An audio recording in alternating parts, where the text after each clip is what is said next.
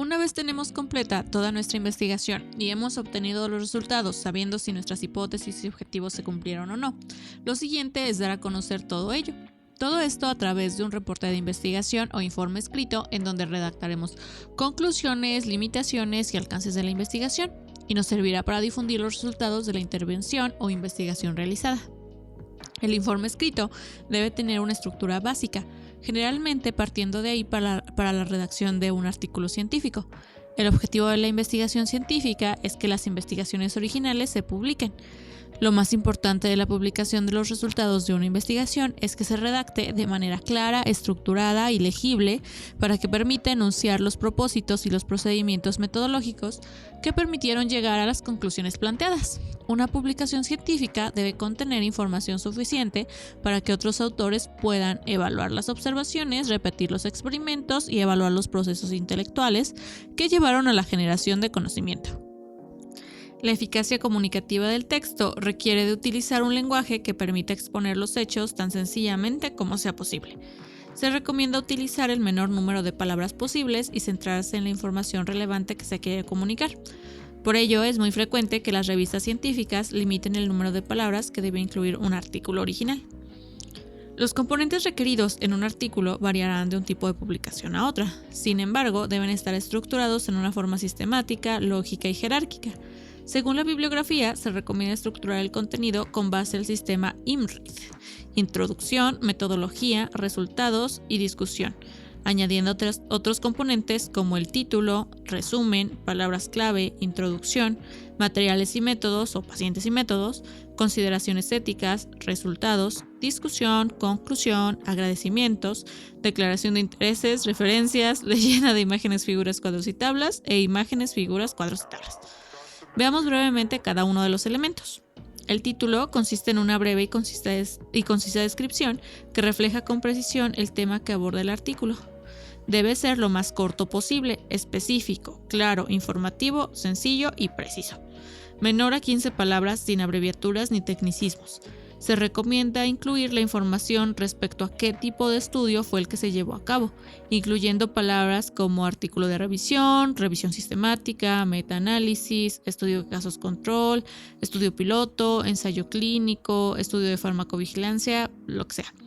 Así como las características de los sujetos en que se llevó a cabo, si es que estas son relevantes para los objetivos del estudio. El resumen debe estar estructurado y redactado de forma clara y comprensible, no contener citas bibliográficas ni abreviaturas, además de hacer explícito de qué tipo de trabajo se trata. Debe contener los datos más relevantes, dejando claros los objetivos, resultados y conclusiones derivadas de la investigación. Para lograrlo, cuenta con los siguientes componentes: introducción, antecedentes, objetivo, material y métodos o pacientes y métodos, resultado y conclusiones. Estos se van describiendo en este orden mediante una redacción clara. Se sugiere un límite de palabras, idealmente una extensión máxima de 300. Debe escribirse en pretérito, o sea, terminación arerir, porque se refiere a un trabajo ya realizado y no debe presentar ninguna información ni conclusión que no esté presente en el artículo. Al final del resumen se debe incluir palabras clave apropiadas. La selección de estas es sumamente importante porque esta es la manera en la que los motores de búsqueda indexarán el artículo publicado. De esta forma, si las palabras clave se seleccionan adecuadamente, pues hay más posibilidades de que el artículo sea encontrado, leído y citado. La introducción debe enunciar la importancia del tema de investigación. Se presentan los antecedentes necesarios para que el lector pueda comprender y evaluar los resultados del estudio sin necesidad de consultar publicaciones previas sobre el tema. Este breve repaso del conocimiento existente debería conducir a lo que se sabe y lo que se desconoce, permitiendo dar origen a las hipótesis y objetivos del trabajo. La bibliografía sugiere las siguientes reglas para una buena introducción. Exponer primero, con toda la claridad posible, la naturaleza y el alcance del problema investigado. Revisar las publicaciones pertinentes para orientar al lector. Indicar el método de investigación, si se estima necesario. Se expondrán las razones para elegir un método determinado. Habitualmente, este se redacta como el objetivo del estudio. Mencionar los principales resultados relacionados con la investigación y expresar la conclusión o inferencias principales sugeridas por los resultados ya conocidos. El examen de la bibliografía y la elección del método deben presentarse de tal forma que el lector comprenda cuál era el problema y cómo se trató de resolverlo. En el siguiente apartado, metodología, se describen los materiales y métodos, así como las consideraciones éticas. Materiales y métodos. La mayor parte de esta sección debe escribirse en pasado. La principal finalidad es describir el diseño metodológico y experimental que permita a un investigador competente repetir los experimentos.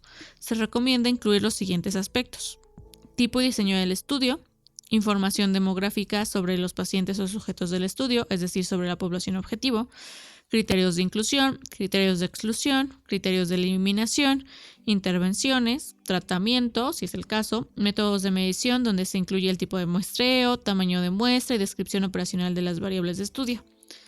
Estadísticas, técnicas, procedimientos y análisis estadísticos. En los estudios que se realizan en seres humanos, aparte de estos datos, se deberá incluir una declaración de que los interesados han dado su consentimiento con conocimiento de causa o consentimiento informado.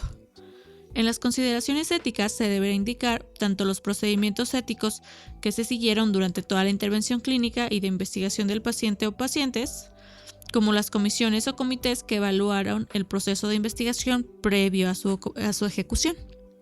Esto se hace con el objetivo de garantizar un estándar ético y de calidad científica para diseñar, conducir, registrar y reportar estudios que involucran la participación de humanos. El cumplimiento con ese estándar proporciona una garantía pública de que los derechos, la seguridad y el bienestar de los sujetos de un estudio están protegidos, acorde siempre a los principios que tienen su origen en la Declaración de Helsinki y de que los datos clínicos del estudio son creíbles.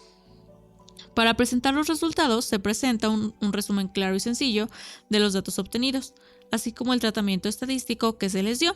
Es importante evitar incluir los métodos y la discusión. Por lo tanto, no se deberán describir datos de otros trabajos. Igualmente, se recomienda hacer una descripción amplia de los experimentos, pero sin repetir los detalles experimentales ya descritos en materiales y métodos. Esta parte contiene una presentación estadística con el propósito de describir la muestra que se estudió y para que sea posible determinar la probabilidad de que se generalicen las conclusiones del estudio. Se recomienda ayudarse de una combinación de texto, cuadros y figuras, ya que la mejor manera de exponer los datos claramente es mediante una buena presentación visual. Las imágenes y cuadros que se empleen para exponer los datos deben ser autoexplicativas. Si se escriben abreviaturas, estas deberán incluirse al pie de la figura o de la tabla. La discusión es en cierta medida un foro que permite interactuar con los lectores, por lo que la información presentada debe incluir no solo las ideas proporcionadas por otros autores que sean similares a las propias, sino también otras que resulten opuestas o diferentes. En esta sección se exponen los hallazgos y se relacionan con los objetivos propuestos, las interrogantes planteadas, las hipótesis formuladas y el conocimiento previo sobre el problema estudiado. Aquí se puede especular la importancia de los resultados, pero siempre indicando por qué los resultados apoyan la hipótesis de investigación o por qué la refutan. Es importante que los resultados en sí no se presenten en la discusión, sino más bien considerar su relación con otros resultados presentados, cómo se relacionan y exponer todo esto. Es importante señalar las excepciones o las faltas de correlación y delimitar los aspectos no resueltos, mostrando cómo los resultados e interpretaciones concuerdan o no con los trabajos anteriormente publicados. En esta parte se agregan además las conclusiones, una breve síntesis sobre la relevancia del trabajo realizado, donde se exponen las consecuencias teóricas del trabajo y sus posibles aplicaciones prácticas, y se identifican las limitaciones del estudio, y se incluyen comentarios, sugerencias y recomendaciones para investigaciones futuras. Hacia el final se puede agregar una sección de agradecimientos.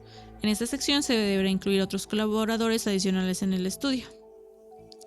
En algunas publicaciones además es necesario incluir una declaración de intereses, en donde se deben declarar las fuentes de financiamiento por el estudio y cualquier financiamiento personal o profesional que los autores pudieran haber recibido de empresas farmacéuticas, centros de investigación, sociedades civiles, instituciones o cualquier otra información relevante que pueda favorecer un conflicto de intereses.